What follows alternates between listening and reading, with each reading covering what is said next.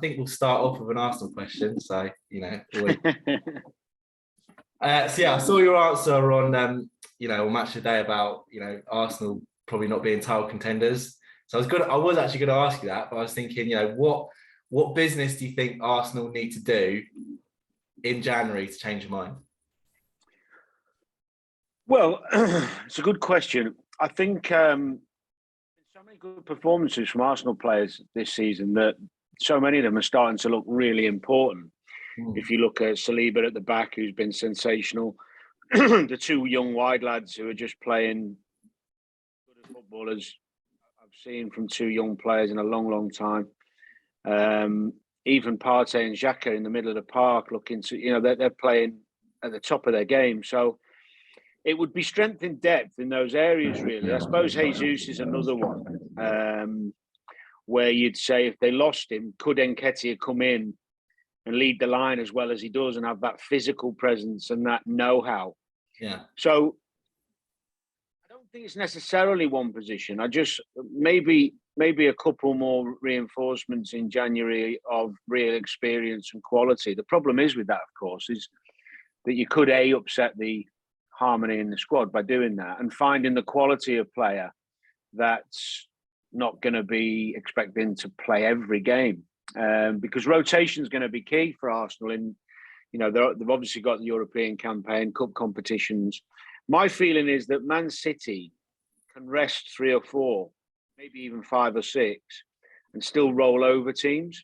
Yeah. Now, if you were to say to me, Arsenal weren't in Europe this season, and they keep their main players fit, then I think it'd be a more realistic comment to say they might push them a little bit because of the way they're playing. But City just have that better strength in depth and more so in attacking areas. City won the league last year without Haaland. They've added Haaland, although they lost. They've added Alvarez as well because they lost Jesus and someone else they let go. I can't think off the top of my head. Pardon? Zinchenko. No. Oh yes, Zinchenko. I'm on about attacking areas though. I think they let someone else go. But the strength in depth, in creativity and attacking areas, I don't think Arsenal can match. Yeah. So, and also the experience. Been there, done it, many years now. Know how to get through a sticky spell. Yeah. I mean, City sticky spells generally drawing a couple of games, not losing. But it's not a derogatory comment to Arsenal. It's not meant that way. It's a reality check really, because although Arsenal's first 11 playing well would give City a game and give anybody a game. Let's make no doubt about that. I just think as the long season draws on, players come back from the World Cup, injuries, suspensions, those type of things, I just don't think Arsenal have the strength and depth that City have. I think it's as well, just a little point on that. It's that, for those 3-game blips that we had last season, it's kind of like what happens when that happens, if that does happen.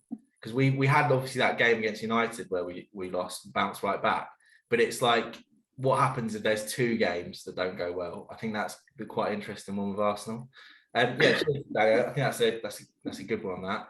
I'm happy with that from an Arsenal fan, to be fair. I think even if we I think even the most ecstatic Arsenal fans at the moment probably are watching City and just thinking, "Whoa!" I know Arsenal are ahead of them, which is credit to them. But when you think about City and what they have on the bench, and even if you look at them beating United, I mean, it's a makeshift back 4. Yeah. There was no Diaz, no Stones. Walker came off injured. I mean, it's just incredible what they're doing at the moment at consistency level. Yeah, it's 2 starting 11s basically, isn't it? But so just moving on to I guess Liverpool, on to the next bit. I was going to ask, 10th in the table. Liverpool's worst start under Klopp. What do you think is going wrong with Liverpool's performances at the moment? Like, what do you think Klopp needs to change? Well, 2 different questions. I mean, my overriding feeling is they started the season a little bit complacent. I think the squad doesn't become bad overnight. You've got to remember, a couple of months ago, they were looking at making history and being the first team to win a quadruple. Yeah. So you don't go from that to being a poor squad and poor players. It's just not the reality. So for me, it has to be a mindset, not a talent thing. There's been a lot of talk about Liverpool's midfield and reinforcing that, and I'm not convinced that's the issue. More, I mean, yes, reinforcement is always nice and changing it up, but I think the mentality was a little bit off compared to their normal high standards. That relentless energy, fitness, that pace they play at, it's not really been there, and it's been compounded by a lot of errors. I mean, a lot of goals that Liverpool are conceding are simple to cut out, but they keep making the same errors. And sometimes the manager can do as much as he wants on the training pitch and try and reinforce the same philosophies you've had. But if the players are having a bad time and lost a bit of confidence, it's hard to change momentum when you start badly. You know, when you have a bad start in the Premier League and the pressure's on and your game's not quite there, very hard to turn that around quickly. So yeah, I just think they've set remarkably high standards and they've fallen below them. I mean, nobody expected this. I didn't. Nobody really. I heard at the beginning of the season all the experts talking about Liverpool falling off a cliff. You know, the reality was that everybody thought it'd be Liverpool City again, going for the title, head to head. And now that looks like it's not going to happen. So I think there's a reset button that's probably been had with Jurgen Klopp. I think he's probably on top of the players, making sure they're at it more. And I think the last couple of weeks has been better. But, you know, they're just conceding a lot of silly goals. Now, I mean, Brighton was a good example of that. Arsenal, to a degree, Liverpool could have been at the best well and still had problems against that Arsenal side, the way they're playing. But even if you break down the goals, especially the second one, pretty easily avoidable. So, and I actually thought the first half for Liverpool was the first minute after recovering from the goal as well as they've played in a while. Yeah. So I think they'll push on. I think they'll start getting results again. I mean, injuries don't help, of course. And see, Diaz got a knock yesterday, and Trent. So that we'll have to see how they are. But I would still have Liverpool in the top four. Liverpool are still more than capable of going on a run of winning 6 and 7 games. I've got no doubt about that. You just don't overnight become a bad side. There's also talk about Mane leaving. I get that. Yeah. He is a tremendous player, and he was arguably my favourite player at Liverpool in terms of effectiveness and his impact on other players around him. But Diaz's numbers have been really good compared to, you know, they're good numbers. He's a good player. It's for me, it's a mentality thing. And yeah, so the second part of the question, what can he do? Well, change his philosophy and his way of managing that's given him so much success overnight. For me, it's just about being on top of the players and reinforcing the messages and making sure they're training at a high level, because performances don't improve unless your training's at it. And I would imagine that the Liverpool lads are the first ones to. There's a lot of honest players in that squad to look at themselves, and I'm concerned, but I'm not worried yet. It's going to last. I don't see it last. Cream always rises to the top. And what I was just going to say on your top 4 prediction, what is your top 4 prediction? City, Arsenal, Chelsea, Liverpool. I'm happy with that. That's fine. Yeah, that's a good prediction. I kind of think something maybe similar. Do you think? Could you see, you know, Gerrard or Alonso becoming Liverpool manager? Maybe the next one day. Absolutely. Yeah. I don't think any of them have probably done just enough yet to warrant that. Yeah. I don't think there's a Liverpool fan on the planet, irrelevant of the start of the season, that would be even thinking about a possible change with Klopp. I don't see that at all. So I think it's a big season, couple of seasons for Stevie at Villa to show his credentials, implement his style. It's been a little bit up and down for him at Villa. He'd probably be the first to say that. So we'll have to wait and see. I think Alonso's more in the infancy of his managerial career. So, you know, that's a hard one to anticipate. I know he had a good first win, but in terms of their stature amongst Liverpool supporters and the legacy they've left, yeah, I mean, it would be silly not to think that one of them could be in the dugout at Anfield one day, of course. Yeah. Okay, yeah, that's a good one. And then on Trent, his performance yesterday, it's a difficult one because he had another difficult day at the office, and it's like, what do you think defensively is a standout thing that he needs to be working on? Like, what's the one big thing that Trent, needs to improve, in the short term? I think it's a good question. I would say positional play. Yeah. I mean, you can talk about one-on-one defending and being a bit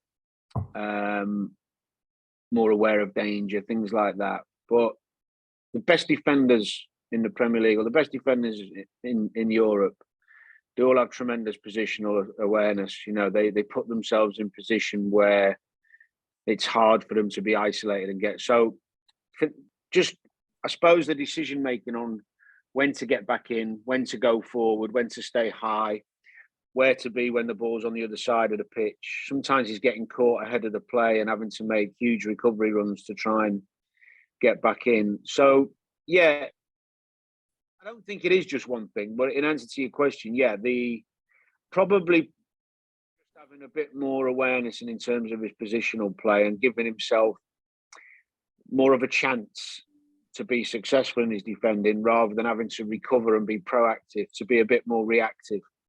Yeah, I think you're right. Like the last two, the two goals that Trent was not, I wouldn't say at fault for, but it was definitely a positioning problem, really, wasn't it? Like the one where Odegaard slipped Martinelli in, and then even the other one where he kind of came across and tried to get to the ball, whereas if he maybe held his position, he would have cut out that ball into Saka for the third goal. So I think that's quite an interesting point, that. So yeah, moving on to Everton, Man United. What I wanted to ask is, Ronaldo coming on, from an injury, not kind of in his plans. Do you think that Ten Hag was wrong to leave him out of the starting lineup? Well, hindsight's a wonderful thing. You can't say he was wrong because he came off the bench with a point to prove and scored the winner. So, Ten Hag would probably say he was right. I think it'd be hard for any footballer who's been a regular player to come near the end of your career and start being a squad player. I think that's immensely difficult. And for someone like him, who has achieved so much and done so much, it must be 10 times worse. Now, when they started the season, when they start winning, they had that run of games after the first, when they won 4 or 5 on the spin. Yeah. You kind of sometimes have to take your medicine and think, you know what, they're winning games. I get it. He's keeping the same team. But then when last week he didn't put him on, and I know he gave his reasons, but he didn't put him on when they're losing the game and needed goals. And then they didn't start him at Everton. They started Martial instead. He must be thinking his time's up there. Yeah. And I feel for him a bit because you played the game and you come in near the end. You do, or you're at the latter stages. You do want to play every game because it's not far away to finishing. Yeah, exactly. And he's earned the right to play. He's earned the right to finish his career in somebody's starting 11. So that begs the question of why they kept him. The irony being is with Martial's injury now and Rashford being picked on the left ahead of Sancho, then maybe he will start the next game. I'd be surprised if he didn't. So he's probably going to get a little run in the team. The focus for Ronaldo, of course, will be to keep himself right and sharp, ready for the World Cup, because he's obviously still a major player for Portugal. So he's probably going to get his head down till then. But I would expect, it looks like it. The obvious answer is that Ten Hag he's not going to be his first choice when everyone's fit. I think we can see that. Yeah. So I think in January he'll be looking at finding a solution to his lack of game time. I'd be amazed to see him there in February. Yeah, that was going to be my next question, really, with the transfer window, because I think, like, we all know that Ronaldo, if he's not playing, he'll want to move in January. He'll want to move. Like, I guess, are you kind of saying, it's something that they should allow, or maybe, if he's not playing, if he's not starting the games running up to the January window, do you think it's something Ten Hag should look at and go, well, he needs to start somewhere? I think it's a mature conversation between player and manager, and then the club making the decision. I mean, there's a commercial aspect to this, of course. There's always financial repercussions and stuff like that. So they are always taken into consideration. But if I was Ronaldo and you're not first choice, I'd be sitting down with Ten Hag and going, look, I'll give it my all till January. I've got the World Cup, but do me a favour, speak to upstairs and let me go and play.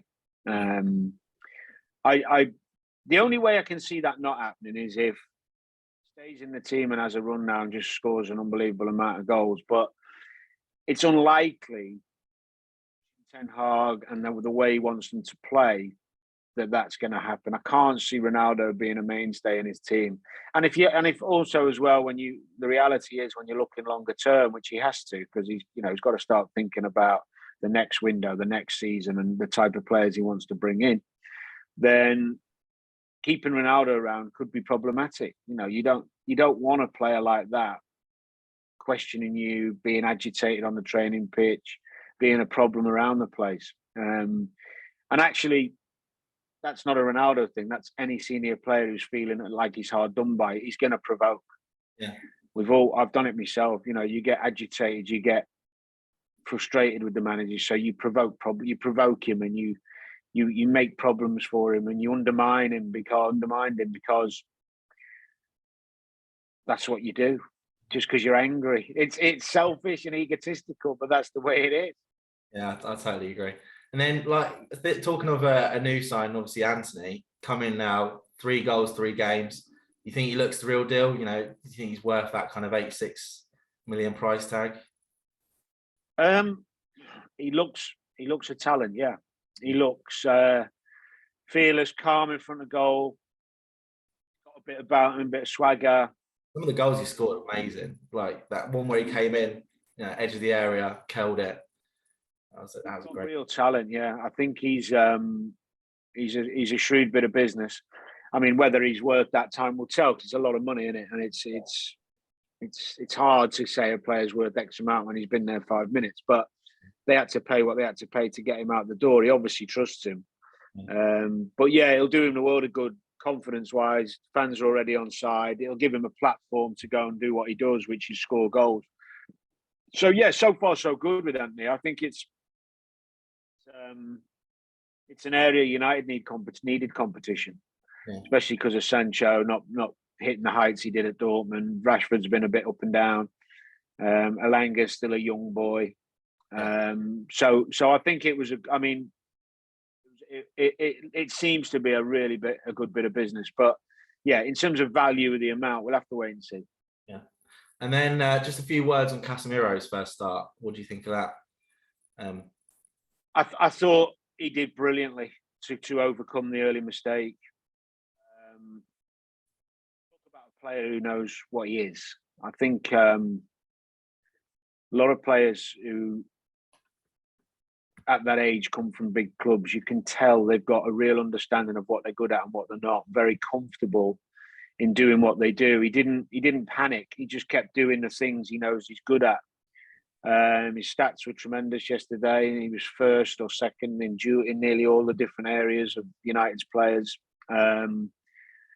He nearly got himself on the score sheet, actually, which is an area of his game that we didn't see too much in Madrid because of Kroos and Modric playing more ahead of him, if you like. But he must be really reassuring to play with, because generally he's very good on the ball. He's brilliant at being in the right place at the right time to break up play. He gets in and helps his centre halves. Did that on a few occasions, second half yesterday when Everton were pushing on.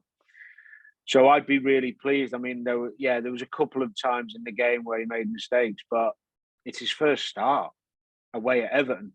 Yeah. Give him a few games just to get up to speed. But in terms of his experience, ability, the impact on the team, the calmness he brings, he's going to be a huge player for United.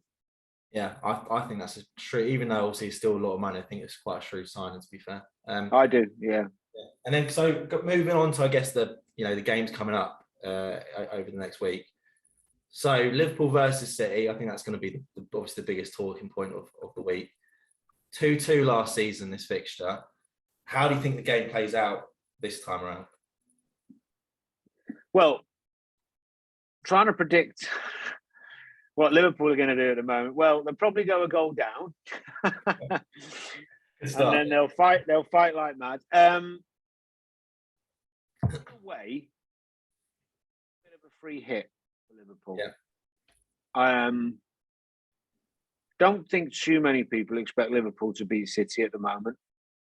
I think that normally this game is played under the magnifying glass of a title decider, huge pressure.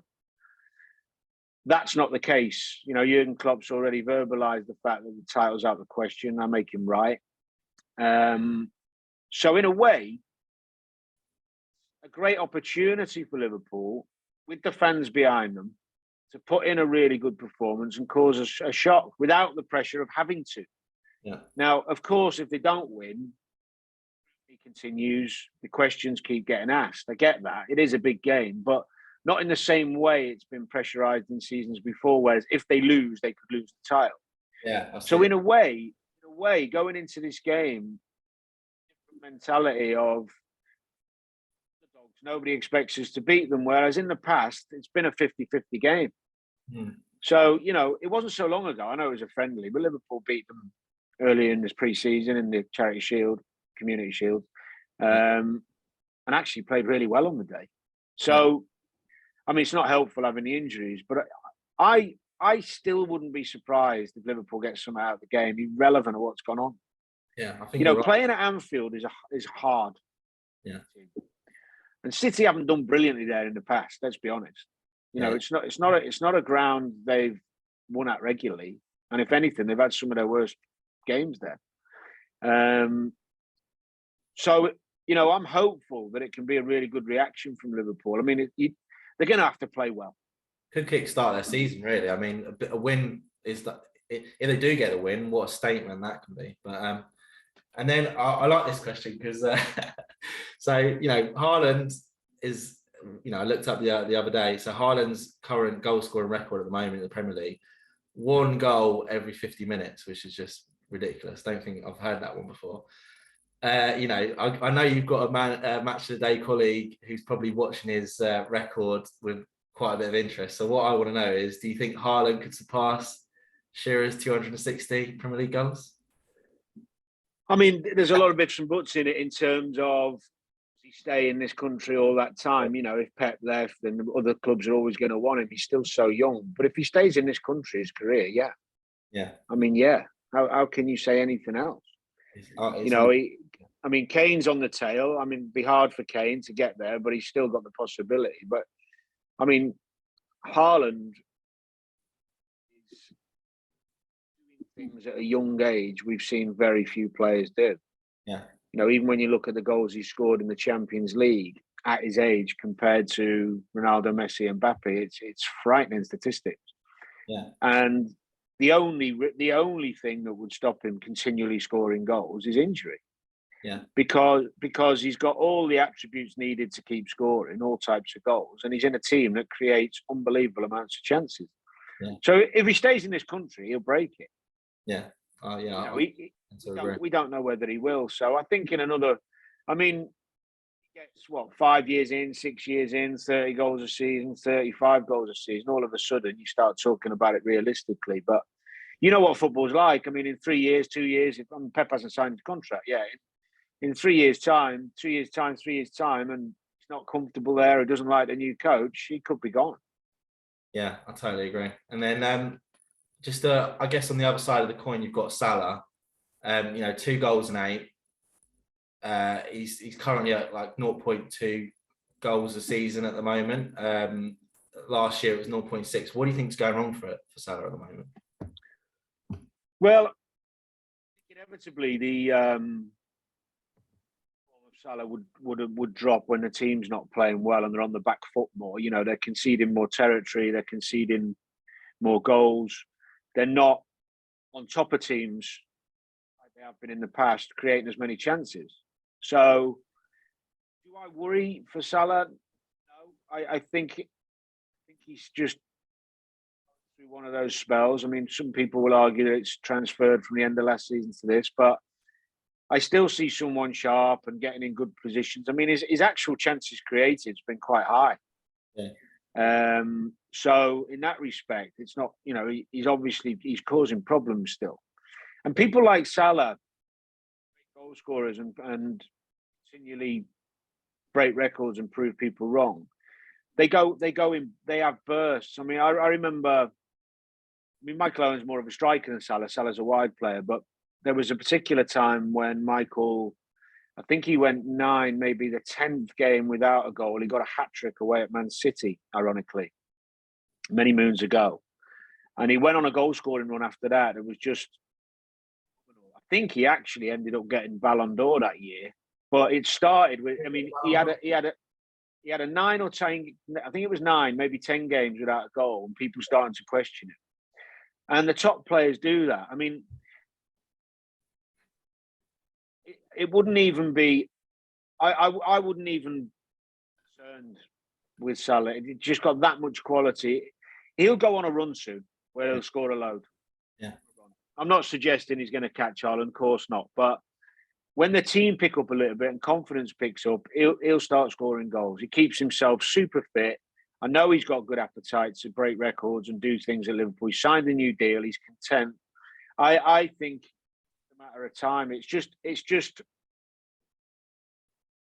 deciding with Liverpool's poor form and they're not dominating games the same way, but he'll be back.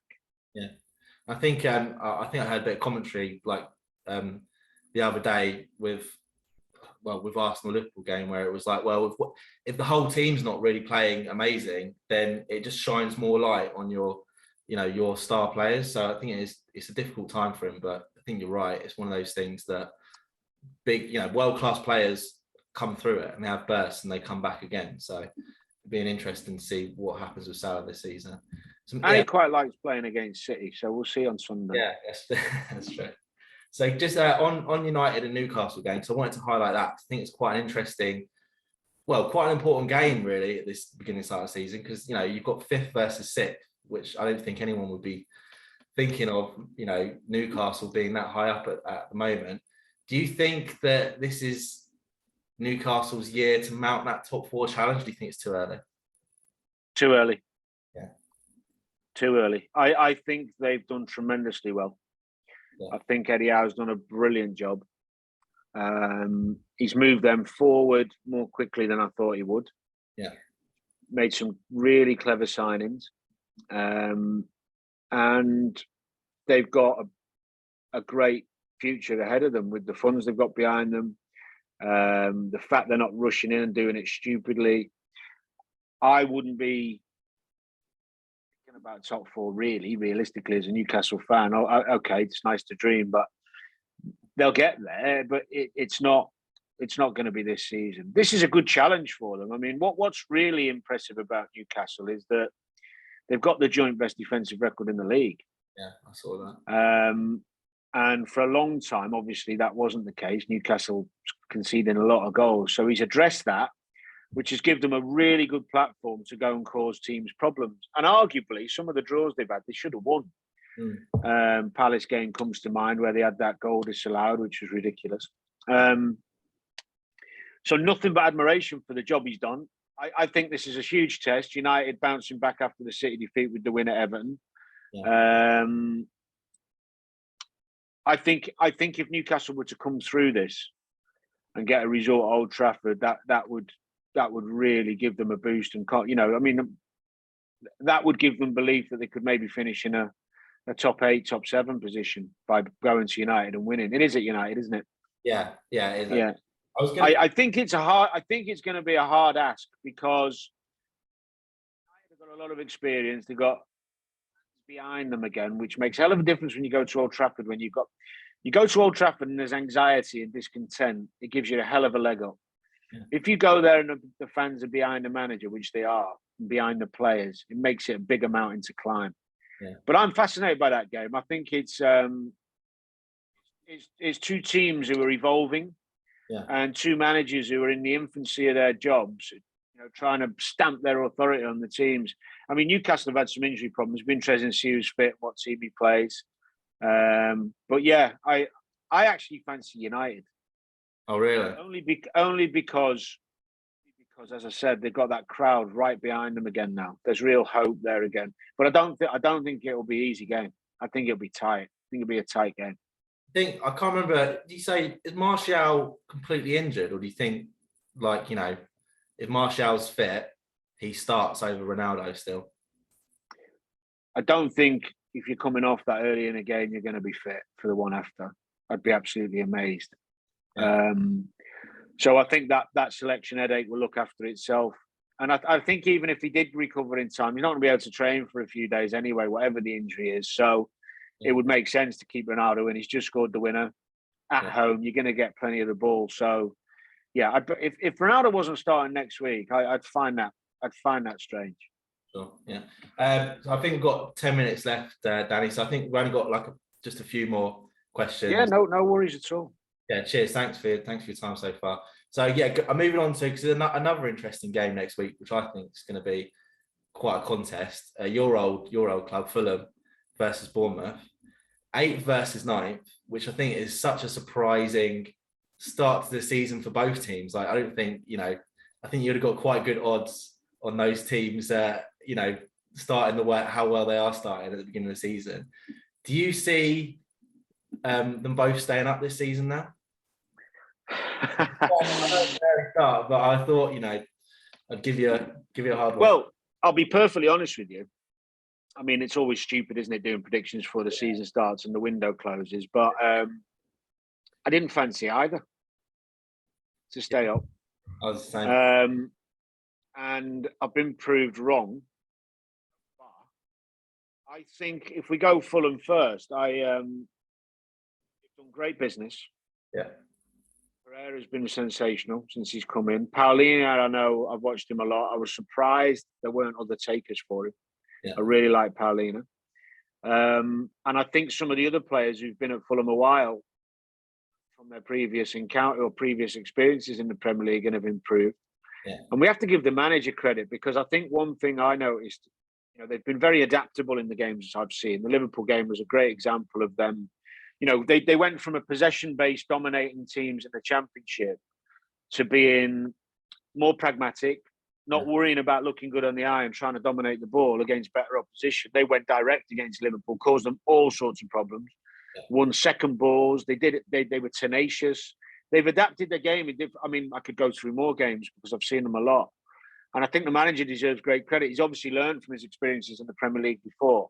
Yeah. It's always a balance, I think, when you manage a team that's come up or a team that's in the lower part of the Premier League, it's supposed to be. Do you stick to one philosophy and try and nail that to a mast and make it work?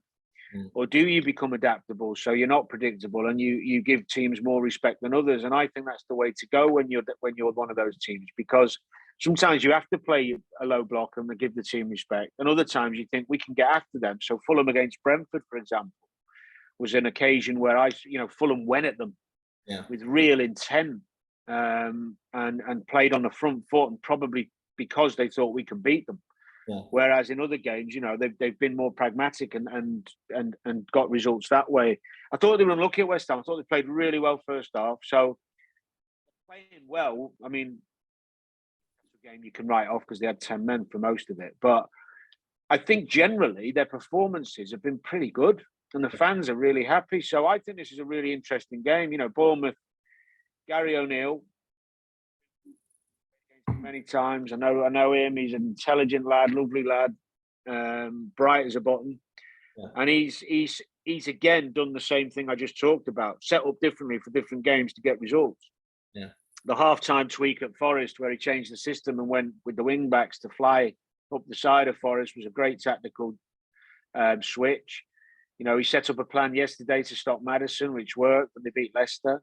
He's done really, really well. So, yeah, in answer to your question, I think they can both stay up. Yes, looking at it now, yeah. Do you think O'Neill should take? Do you think O'Neill kind of deserved the job now, full time? In some ways, yes, because he's done amazingly well in a short space of time.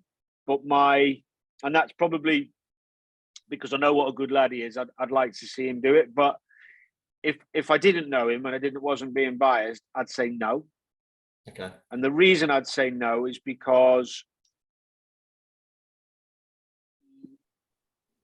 season's long Yeah. And experience crucial in a Premier League job, because he's learning on the job week to week at the moment, and we're yet to see how he reacts or the team reacts when it goes wrong. Yeah. I remember Kit Simmons went into the Fulham job on a temporary basis a couple of years back. They started winning loads of games, and they gave him the job, and then the wheels fell off. Yeah. Now, I don't think, one example, but more often than not, a young interim manager who starts getting the results initially doesn't tend to have long-term success. But, why can't he be an exception to the rule? I remember Gary Monk doing a good job at Swansea when he was given the job. Yeah, that was a good enough. And you might remember there's some more, I don't know off the top of my head. But you know what? It's at the moment with Bournemouth, change it because it's going well. If he does change it, struggle or go down, if leave him in charge and it goes wrong and it starts going the other way and they don't, they fall off a cliff, for example, then they'll say he should have changed it. Yeah. So there's no exact science to picking the right manager in the Premier League. There's no exact formula, because if there was, everyone would use it. Yeah. There's always a risk element involved. Right now, I'd be tempted to leave him be. Yeah. I don't think he'd be expecting a 4-year contract. He won't, maybe not expecting to be given the job. So if I was the owner or the person in charge there now, I'd be saying, carry on doing what you're doing. Yeah, exactly. Keep on doing what you're doing, and let's see where we are, maybe after January. Yeah, exactly. Then just the last few questions, Danny, just on England. So I'll run through these. I guess you've seen the Euros draw. What do you think of England's Euros group? Just to check, Italy, Ukraine, North Macedonia, and Malta. Yeah. So I guess Italy's the main, talking that one. I think it's nice to watch group games or qualifiers that actually have some jeopardy for a change.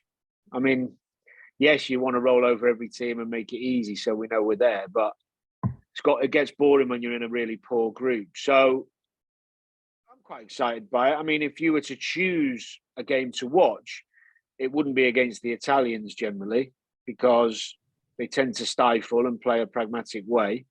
Yeah. So it will be interesting, and especially with the fact we've played them recently and not beaten them on 3 times we've not beaten them in the last 3 games, I think.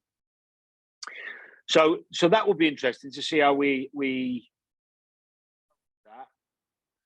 And the other couple of games. I mean, Ukraine on the day can cause a problem, but we should have too much for them, and North Macedonia and Malta. So yeah, it's not a scary group, and the Italians are beatable, but I suppose it's not even worth thinking about till the World Cup's done, because if we were to have a terrific World Cup, go really well, then bouncing into those games with real confidence and feeling like you'd win the group. Yeah. If it goes badly, really badly, then we could be looking at a whole new management team. So it's a bit far down the line to start really analysing and thinking, but yeah, the game, those games, even North Macedonia, they can cause the odd shock, as we know, but they're all games that you'd watch with more interest than a San Marino, if you like.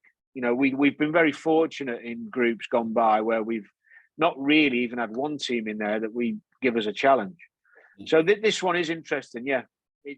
When I saw it, I thought to myself, yeah, there's some good games to look forward to there. Yeah, I think so as well. And then I guess the final question, this is probably easy. I don't know. What's your World Cup starting 11 then? I guess.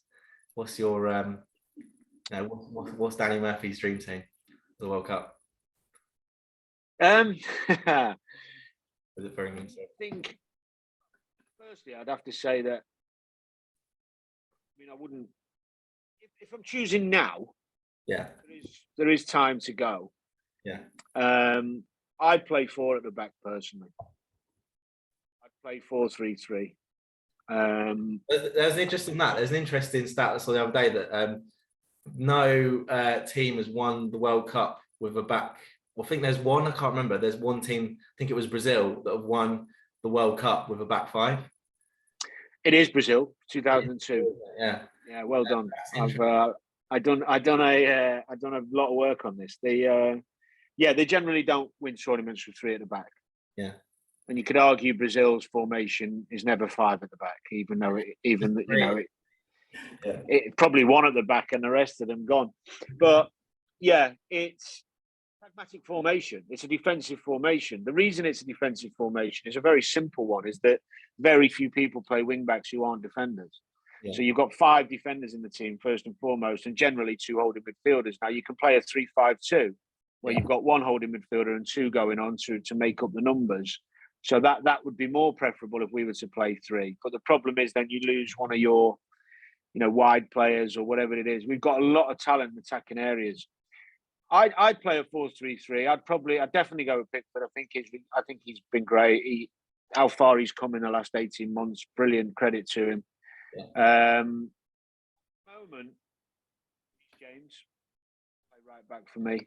Obviously, Walker's injured and he's a phenomenal player. But at the moment, Reece James, in terms of the all-round game, I don't think he will play this, by the way. So this is your dream. Irrelevant. But I would have Reece James and Chilwell. Okay.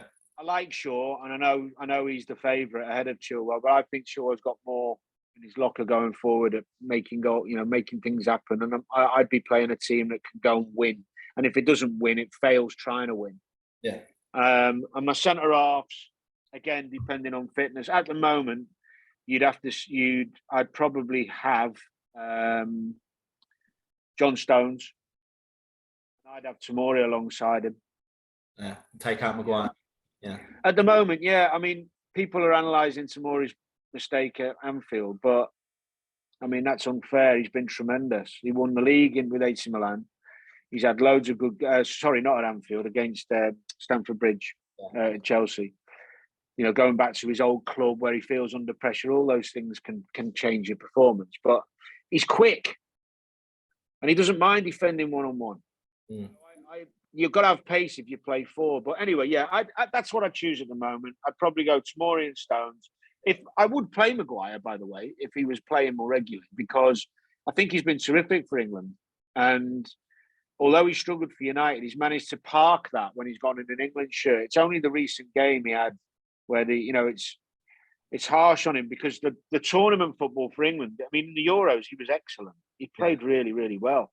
So if he was playing more, I would play Maguire with Stones, because they got a nice combo and they complement each other to a degree. But with at the moment, I put some more in, and then I'd have Declan Rice, Bellingham, and Mason Mount. Yeah, as 2 ahead of I'd have 1 holding Rice, and I'd have Mount and Bellingham ahead, because Mount will get back and help Rice, as will Bellingham as well. Yeah. And I think sometimes with Mount, when he plays out wide, you lose his industry in the middle. He's got that wonderful tenacity and without the ball, and he's creative with. Yeah. And then I would have Kane and Sterling. Who was that? Sorry, Danny. Who was that on those front 3 again? Sorry, Foden. I'd have Foden on the right, Sterling on the left, and I'd have Kane. Yeah. If Saka's playing at the moment, if you had Saka ahead of either of those 2 wingers you just told me, I wouldn't feel like we were weaker. Yeah. And probably the one person I'd have involved, or definitely on the bench, I would have on the bench as a game changer for that, would be Maddison. Yeah. I think he needs to go. I know that sounds like a cavalier team, but I just think change the mentality of what we've done in the last 2 tournaments. Because even though we've got close and over the line, nearly over the line, I understand that, but it's time to let them go. Time to let the handbrake off and just see how it goes. And then if it fails, it fails. Yeah. At least people will go, we had a go. Forward-thinking attitude, yeah. I think that's a good idea. Yeah, thanks very much for your time, Danny. That's everything I've got today. But yeah, really, really appreciate it. Nice chatting to you, mate. Good questions. Well done.